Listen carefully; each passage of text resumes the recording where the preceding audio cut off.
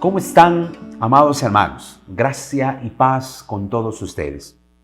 Vamos a abrir nuestras Biblias en el libro de Romanos, capítulo 8, verso 14. Miren lo que dice la palabra.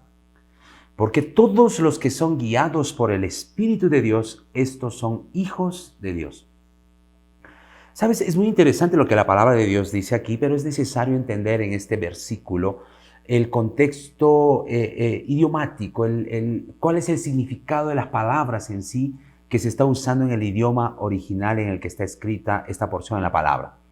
Y es que si no lo hacemos de primera intención, podríamos entender como que los que son guiados por el Espíritu Santo son hijos de Dios, o los hijos de Dios son los que son guiados por el Espíritu Santo. Entonces, eso traería cierta confusión a muchas personas. ¿Por qué?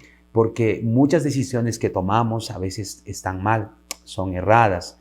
Muchas decisiones que tomamos a veces no han sido bajo la dirección del Señor. Y entonces, ¿eso significaría que no somos hijos de Dios? En realidad, lo que la palabra nos está mostrando aquí es que todos los que son guiados por el Espíritu de Dios, estos son hijos de Dios. Esa palabra hijos de Dios en el idioma original es el huíos. Usted sabe que en el griego habían palabras específicas para ciertas cosas. Entonces, esta es una de las palabras para referirse a hijo. Hay otra palabra, por ejemplo, en el griego que es el teknón, para referirse también a hijo, pero tiene un significado un tanto diferente a esto. Entonces, ¿qué significa la palabra huíos? Y es que los romanos tenían una costumbre, y el Señor a través del apóstol Pablo usa esto para poder ilustrarnos, y es que los romanos tenían la costumbre de que cuando un hijo pasaba a tener madurez no solo física, también emocional, y aún dispuesto a asumir los negocios del padre, o sea, un hijo pasaba a ser responsable. Los romanos tenían una ceremonia que algunos lo llaman como la filiación, en el que un hijo pasaba a ser hijo maduro.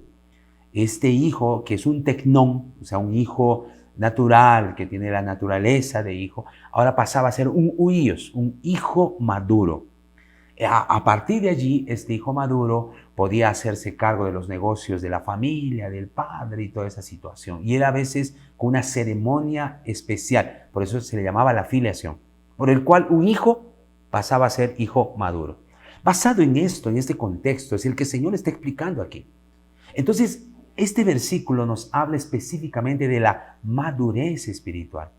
Muchos tienen conceptos errados acerca de la madurez de un cristiano. Muchos creen que ser maduro cristiano es aquel que sabe más versículos de memoria, tal vez ha hecho los cursos en su iglesia, tal vez tiene años de convertido, pero en realidad la palabra nos muestra que la madurez cristiana, aquello que determina nuestra vida a un nivel de madurez, es que aprendamos a ser guiados por el Espíritu.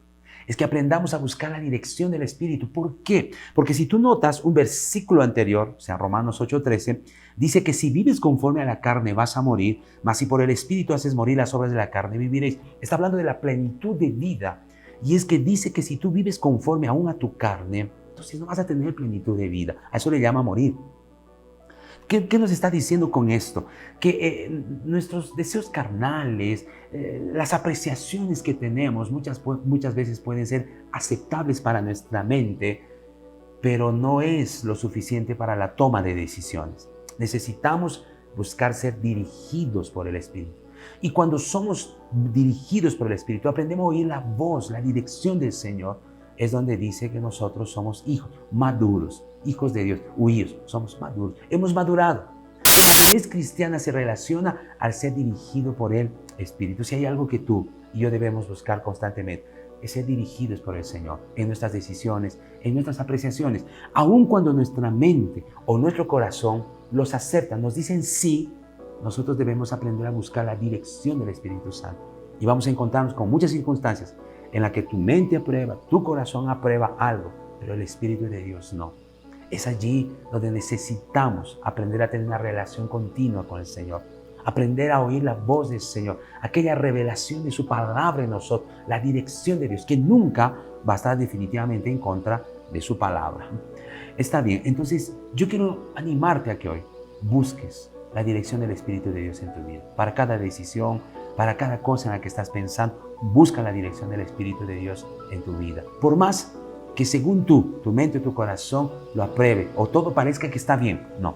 Busca la dirección del Espíritu de Dios en tu vida y eso va a determinar tu madurez. Que este día y los días que vengan pueda ser así, una vida bajo la plena dirección del Señor.